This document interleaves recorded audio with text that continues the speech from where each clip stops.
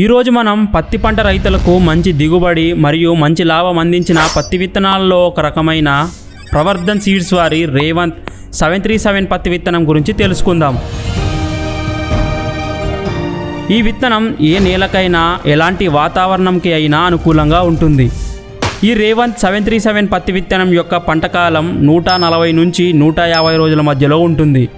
ఇక ఈ విత్తనం తెగుళ్ళని తట్టుకొని ఒత్తిడిని సైతం జయిస్తుంది. దిగుబడి విషయానికి వస్తే మొదటి 2 పత్తి విడుపుల్లో 80% దిగుబడిని అందిస్తుంది. సరైన సమయానికి వర్షాలు వచ్చి పంటకు నీరు అందిస్తే దిగుబడి పెరుగుతుంది. రేవంత్ 737 విత్తనం ఆంధ్రప్రదేశ్, కర్ణాటక, తెలంగాణ, మహారాష్ట్ర, మధ్యప్రదేశ్, గుజరాత్, తమిళనాడు మరియు ఒడిశాలో ఉన్న భూములలో మంచి దిగుబడి ఇస్తుంది. ఇదండి రేవంత్ 737 పత్తి విత్తనం యొక్క సమాచారం. మీకు ఏ విత్తనం గురించి తెలుసుకోవాలనుకుంటున్నారో కామెంట్లో చెప్పండి. మేము నెక్స్ట్ వీడియోలో దాని గురించి చెబుతాము.